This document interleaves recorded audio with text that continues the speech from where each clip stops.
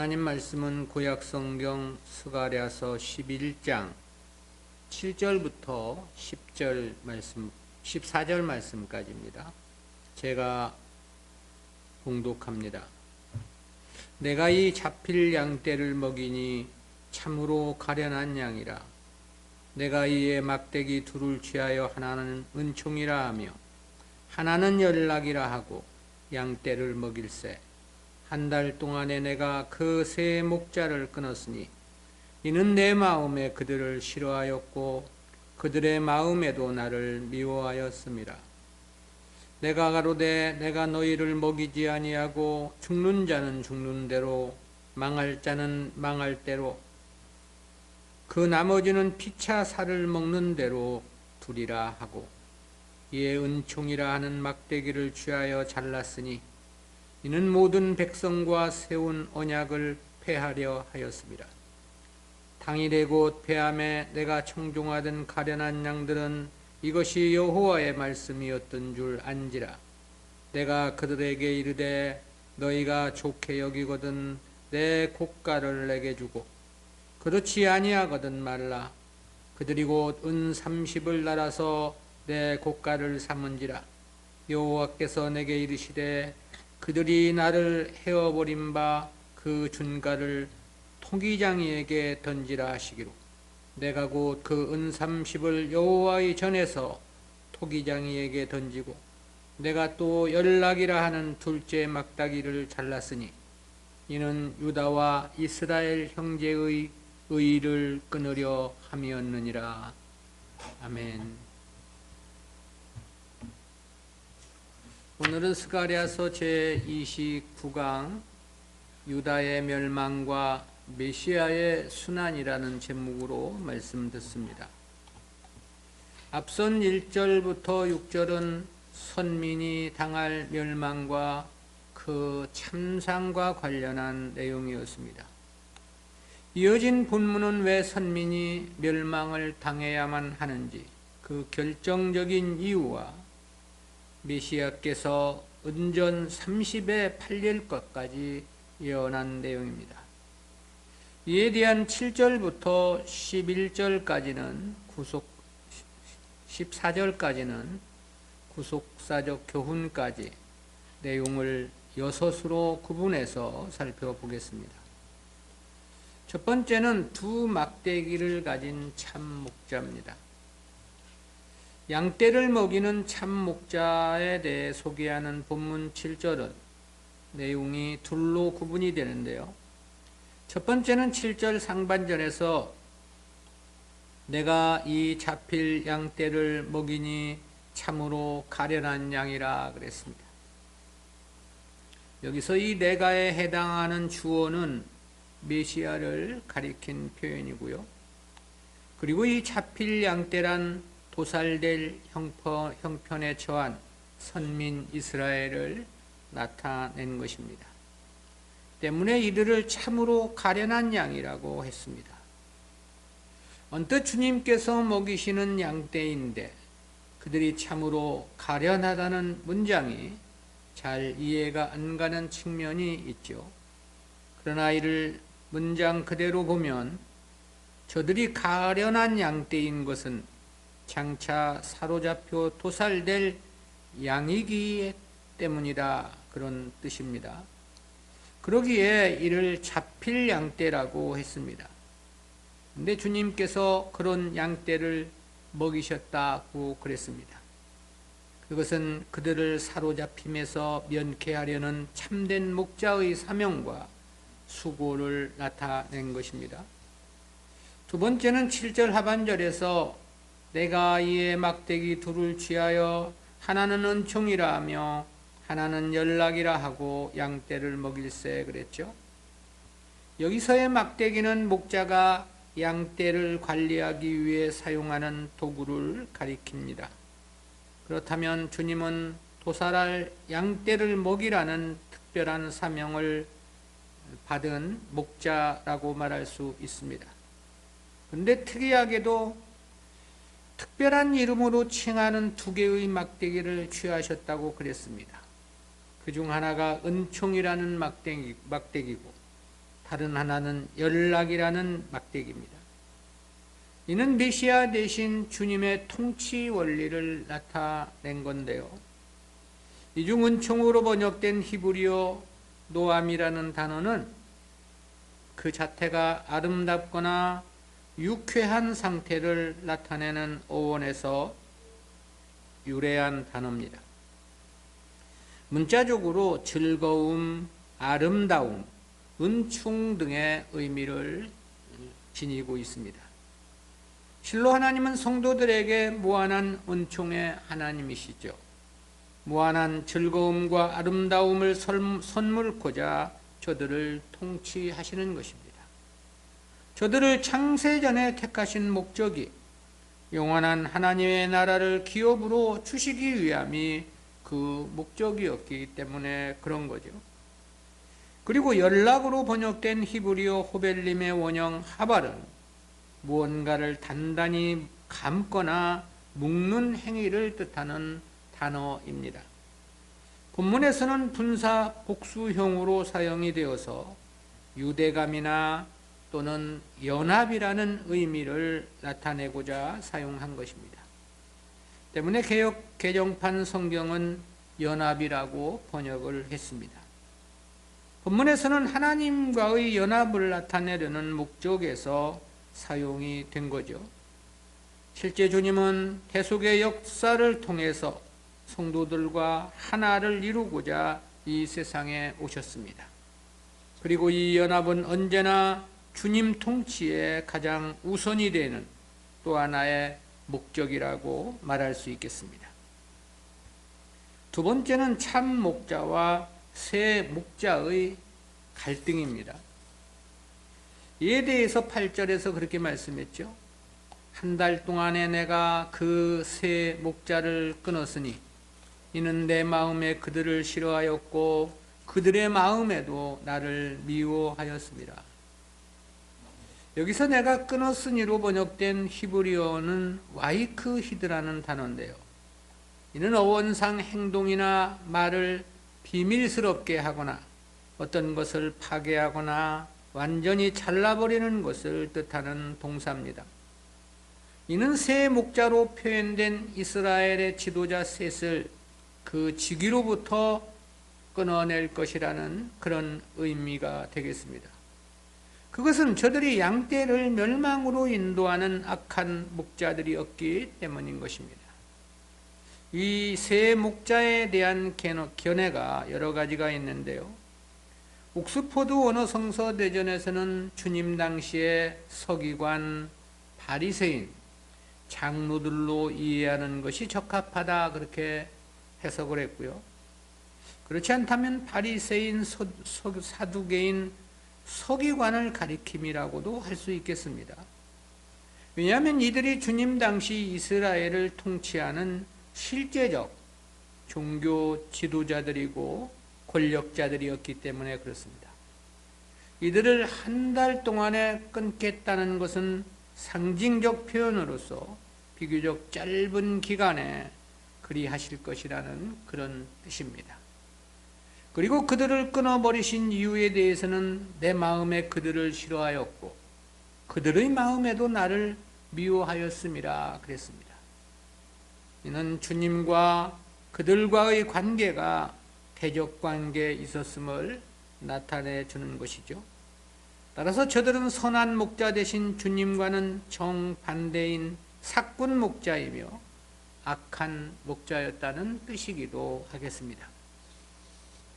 세 번째는 은총의 막대기의 절단입니다. 9절부터 12절까지가 되는 본단락은 참 목자이신 주님께서 주님 은혜를 거부하는 자들과의 관계성에 대해서 밝혀주신 내용입니다. 이에 대해서는 넷으로 구분해서 살펴보겠습니다. 첫째는 9절 상반절에서 내가 가로되 내가 너희를 먹이지 아니하고 그랬습니다. 여기서 내가 가로되로 번역된 히브리어 와우마르는 말하는 주체의 의지나 결정을 나타내는 단어입니다. 즉 참 목자 대신 주님의 의지와 결정을 이야기하는 거죠. 그리고 너희로 번역된 에트겜은 선민 공동체 전체를 가리킨 표현입니다. 근데 그들을 향해 너희를 먹이지 않을 것이라고 말씀한 거죠. 즉 선민 공동체를 버릴 것이라는 강력하신 의지의 표명입니다. 더 이상 양들을 치실 뜻이 없으심을 나타낸 것이죠. 목자에 의해 버림을 받은 양이라면 그야말로 가장 비참하고 절망일 수밖에 없을 겁니다. 그런 양들은 기갈하여 죽든지 아니면 맹수의 먹잇감이 될 수밖에 없기 때문입니다. 그렇다면 왜 하나님은 저들을 버리실 것을 말씀하신 것인가? 바울이 말한 로마서 1장 28절에 따르면 저들 마음에 하나님 두기를 싫어하였기 때문이라고 그렇게 정의할 수 있겠습니다. 두 번째는 9절 하반절에서 죽는 자는 죽는 대로 망할 자는 망할 대로 그 나머지는 피차 살을 먹는 대로 두리라 그랬습니다. 이는 양떼가 목자로부터 버림을 받게 될 경우 그 결과가 얼마나 참담한가를 밝혀준 말씀입니다. 여기서 이 죽는 자는 죽는 대로란 마치 양떼가 어떤 전염병에 걸려 몰살을 당하게 됨을 염두에 둔 표현으로 보입니다.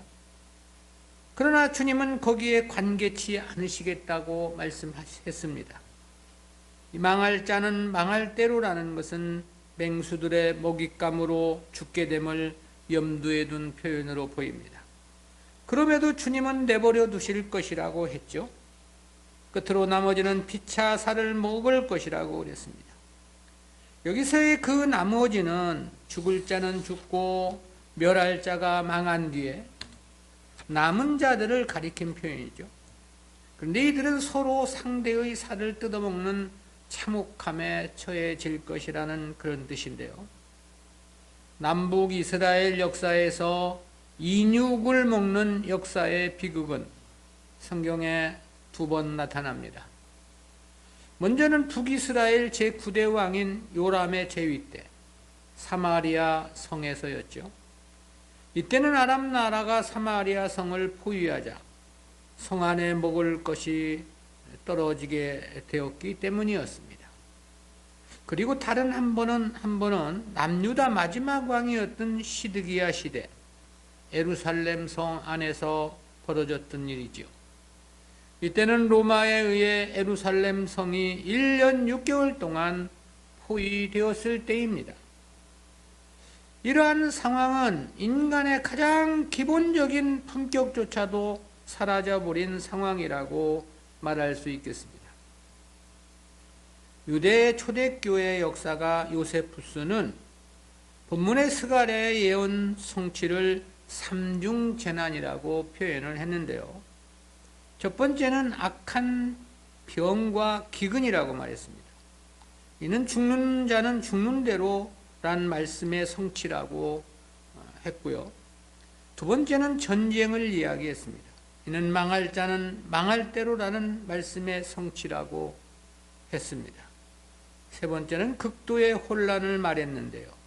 이는 피차 살을 먹을 것이라는 말씀의 성취라고 그랬습니다.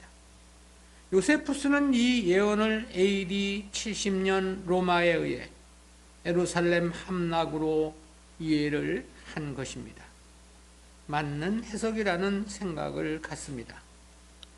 세 번째는 10절 상반절에서 이에 은총이라 하는 막대기를 취하여 잘랐으니 이는 모든 백성과 세운 언약을 폐하려 하였음이라 그랬습니다. 이는 선민 이스라엘이 왜 주님으로부터 버림을 받았는지 그 원인을 밝혀준 말씀이죠. 은총의 막대기는 하나님께서 자기 백성들을 통치하는 한 방법이라고 그랬습니다. 그런데 그것을 잘랐다고 한 거죠. 이에 해당하는 히브리어 와의 끝다은은 일반적으로 나무를 베는 행위를 뜻하는 동사입니다. 주로 나무로 만든 우상을 찍는 행위나 빗장을 끊어버리는 행위 등에서 사용이 되었는데요. 본문에서는 계속을 나타내는 접속사 와우와 함께 사용되어서 막대기를 취하자마자 동시에 잘라버렸다는 역동적 표현으로 묘사됐습니다. 이는 더 이상 양을 돌보지 않겠다는 선언입니다. 그런데 그 이유를 이는 모든 백성과 세운 언약을 폐하려 하였음이라 그랬습니다. 하나님 백성들이 하나님과 맺은 언약을 파했기 때문이라는 그런 뜻인 거죠. 그랜드 종합주석은 여기서의 모든 백성을 이스라엘이 아니라 이방을 가리킨 것으로 해석을 했습니다. 즉 과거에는 이방인들로 하여금 이스라엘을 침략하지 못하도록 제재를 가하셨는데 이제는 그러한 은총을 거두실 것이라는 의미로서 해석을 한 겁니다. 옥스퍼드 원어성서대전도 이러한 설명이 가능함을 이야기했던데요. 그러나 여기서의 모든 백성은 이스라엘 선민으로 보고 저들이 하나님과의 언약을 파한 것으로 이해함이 보다 합당합니다. 이 막대기는 이방을 심판하는 몽두기가 아니라 양을 치는 막대기였기 때문에 그런 거죠. 네 번째는 11절에서 당일에 곧 폐함에 내게 청종하던 가련한 양들은 이것이 여호와의 말씀이었던 줄 안지라 그랬습니다. 여기서 당일에 폐함에라는 뜻은 하나님께서 은총의 막대기를 잘라버린 결과 그 막대기는 당일에 박살나고 말았다라는 뜻인데요. 그리고 내게 청종하던 가련한 양들이란 하나님의 심판이 결행되는 시점에 남아있던 소수의 신실한 성도들을 가리킨 표현입니다. 그러니까 저들은 이스라엘이 멸망할 때 그것이 하나님께서 과거에 예언하셨던 심판임을 깨닫게 될 것이라는 그런 의미인데요. 이는 직접적으로는 주님 당시 12제자를 비롯한 주님을 메시아로 고백한 소수의 성도들을 가리킴으로 이해할 수 있겠죠. 네 번째는 참 목자의 품삯인 은 30입니다. 앞선 내용은 선민 이스라엘을 향한 하나님의 심판과 관련한 예언이었습니다. 이어진 본문은 이스라엘이 하나님과의 언약을 파기할 것인가에 대한 예언입니다. 이에 대한 하나님의 언약을 어떻게 파기할 것인가에 대한 예언인데요. 이에 대한 12절, 13절은 내용을 셋으로 구분해 봅니다. 첫째는 12절 상반절에서 내가 그들에게 이르되 너희가 좋게 여기거든 내 고가를 내게 주고 그렇지 않거든 말라 그랬습니다.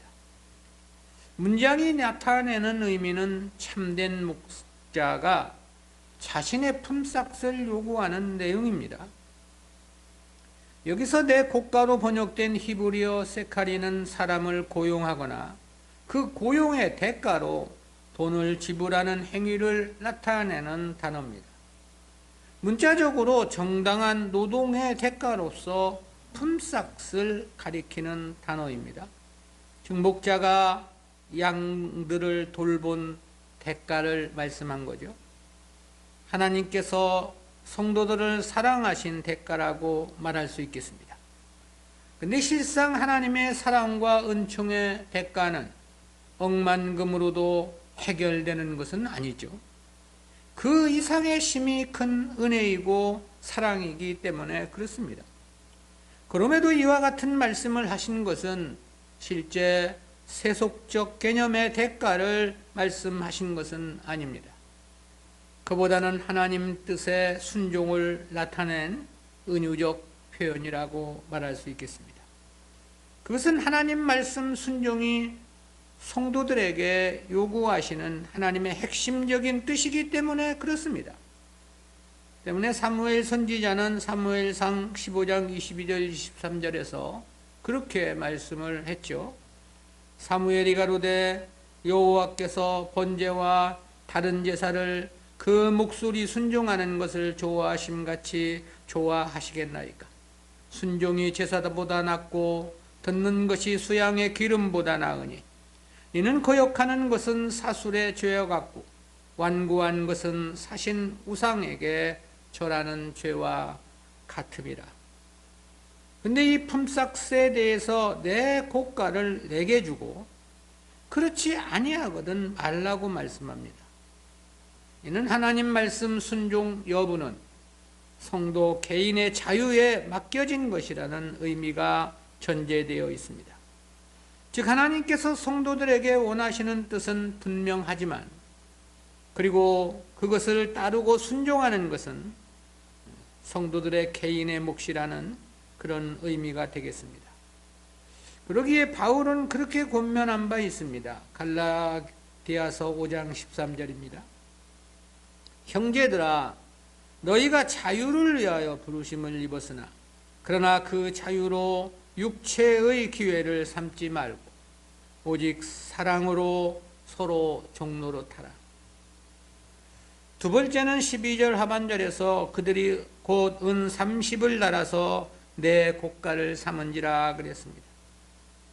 이는 순종과 올바른 신앙을 원하신 하나님 뜻에 역행해서 오히려 주님을 배신하여 은 30에 팔 것이라는 그런 의미인 거죠.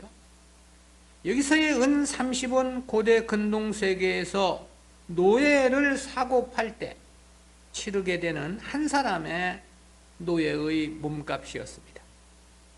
옥스퍼드 원어 성서대전에서는 이에 대해 목자의 수고를 매우 하찮게 여겼다는 뜻으로 해석을 했던데요.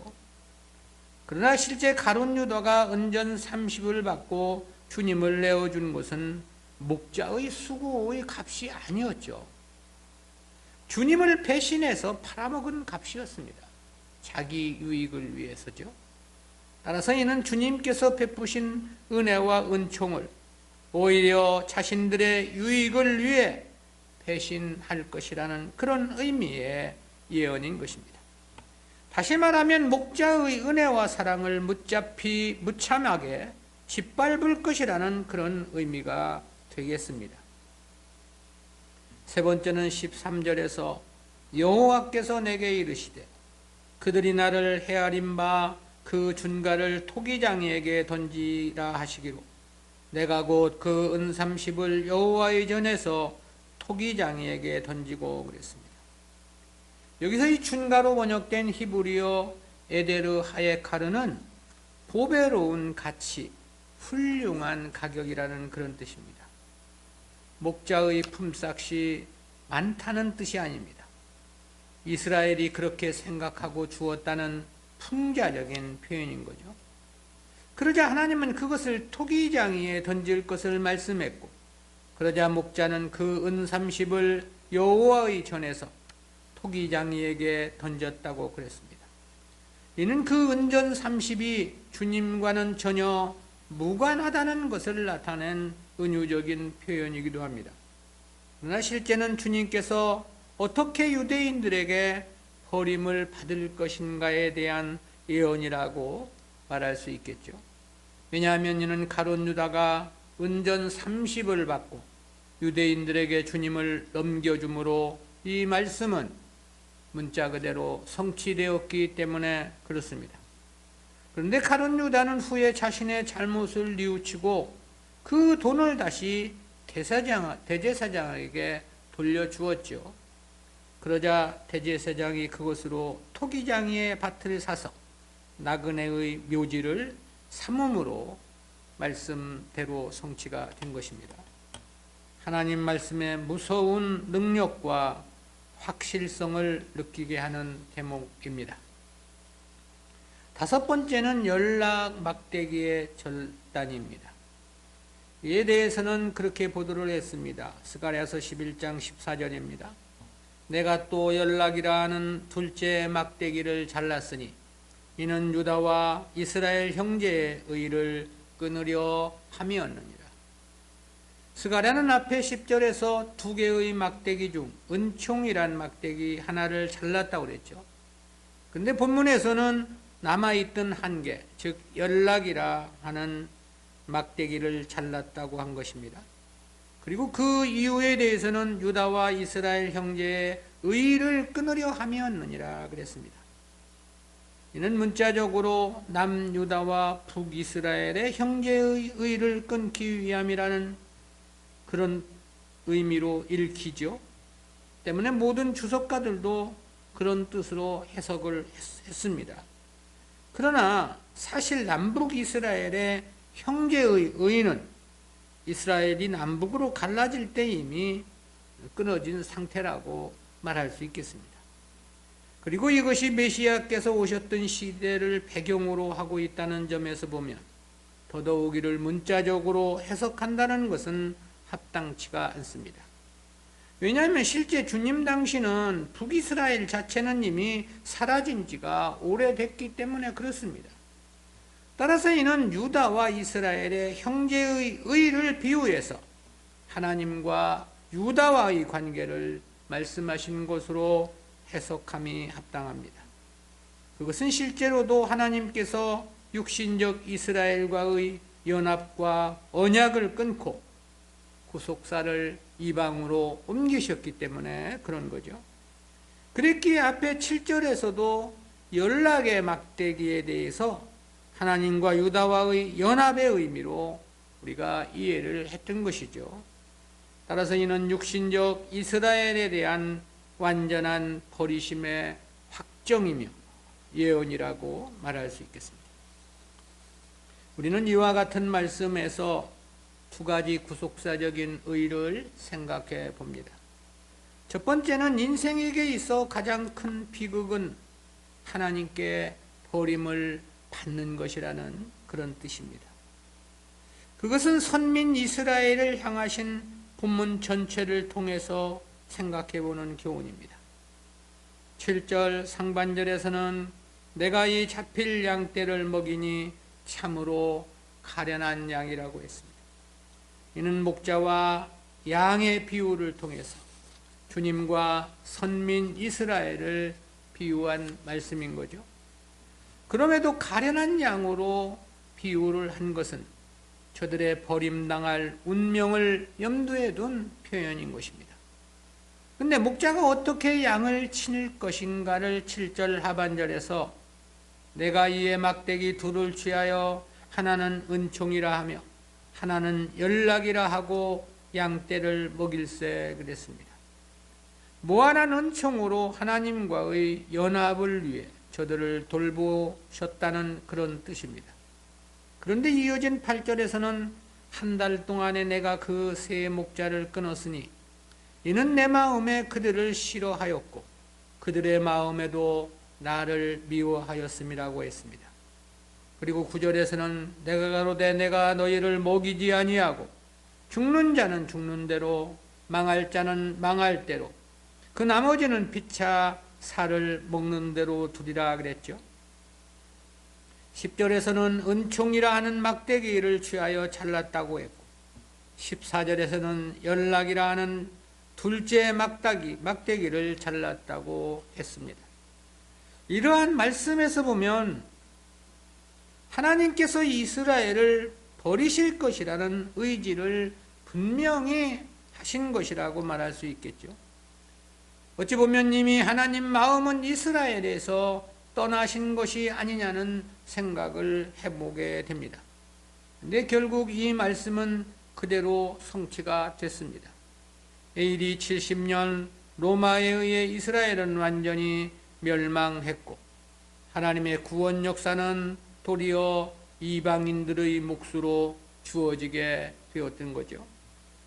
그러나 사실 보면 말라기 선지 이후부터 이미 하나님은 그들을 버리셨다고 말할 수 있겠습니다.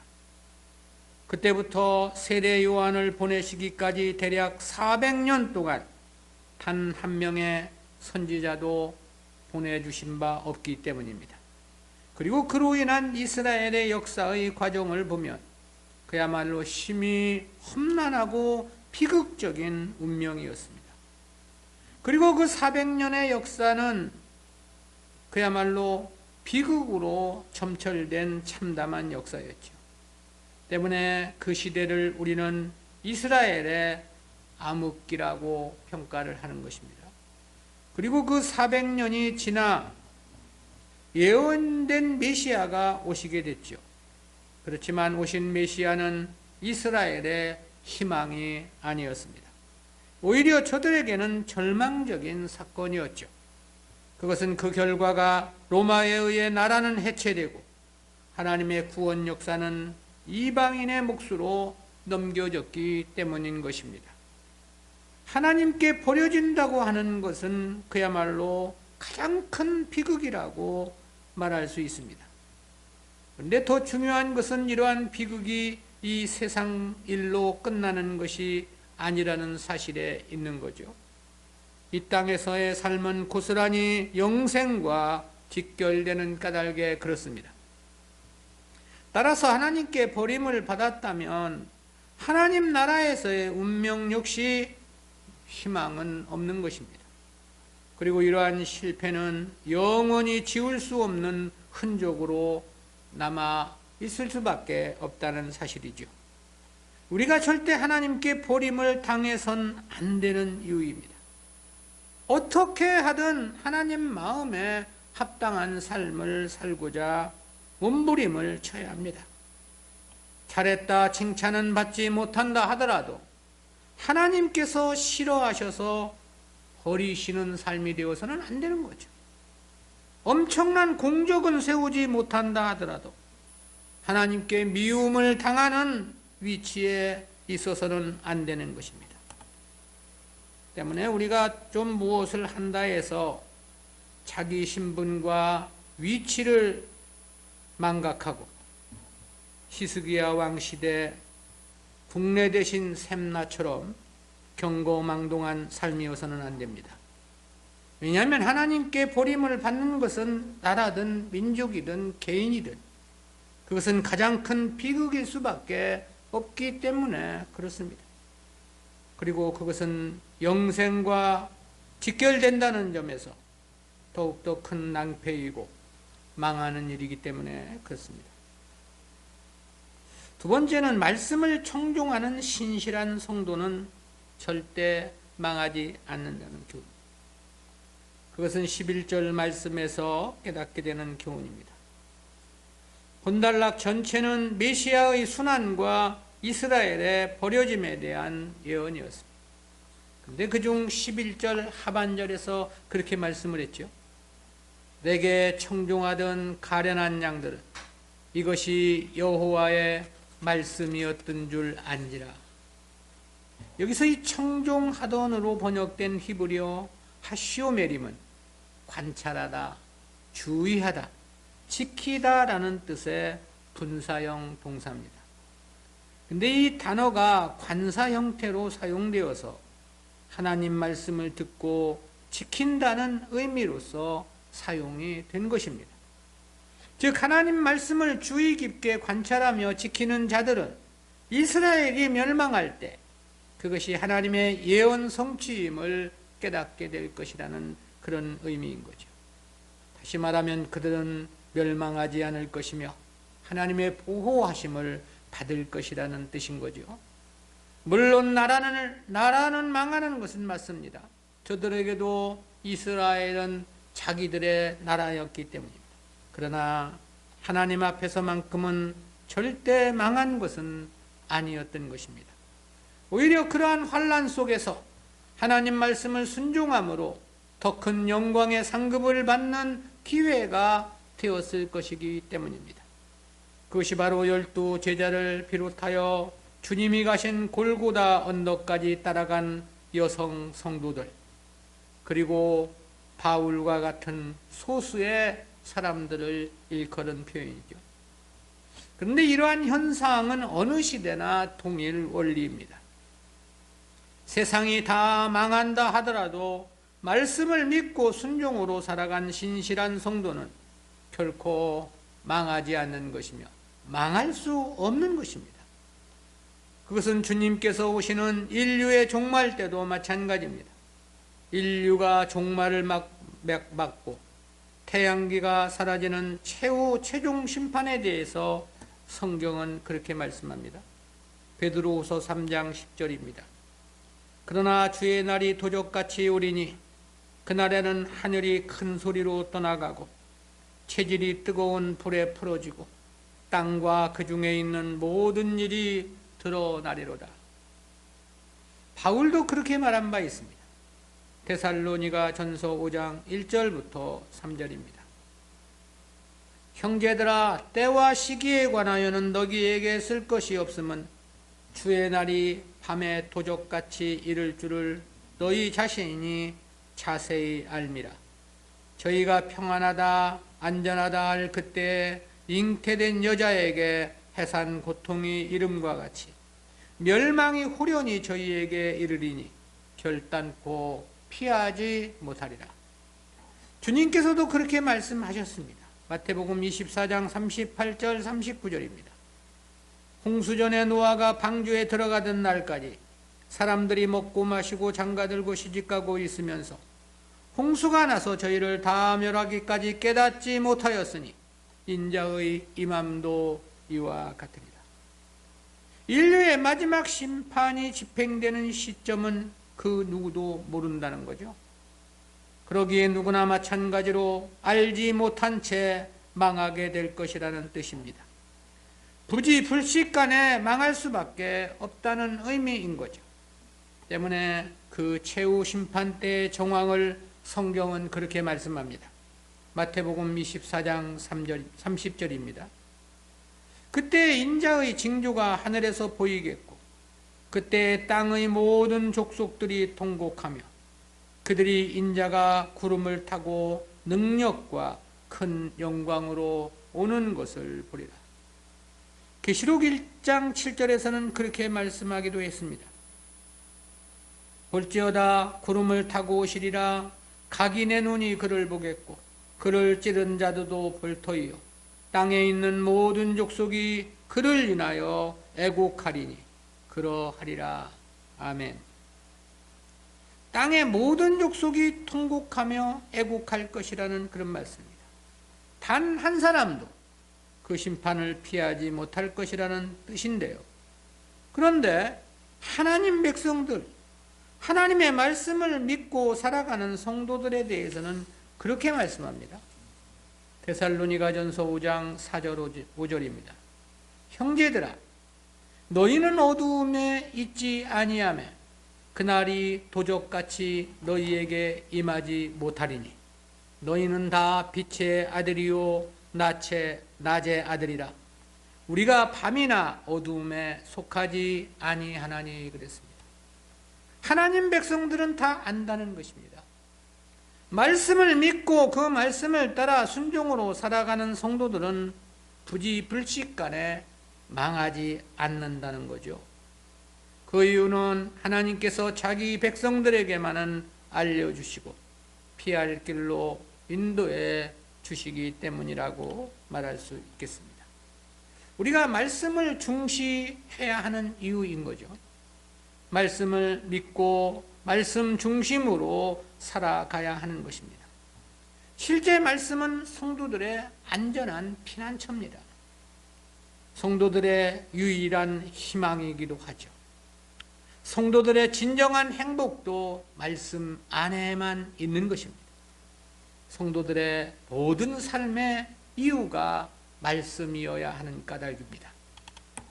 주님께서 은전 30에 팔리실 것을 그 역사 500년 전에 예언해 주신 건데요.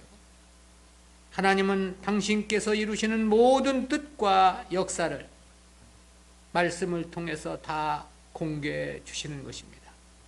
때문에 성경은 그렇게 말씀하죠. 계시록 22장 7절입니다.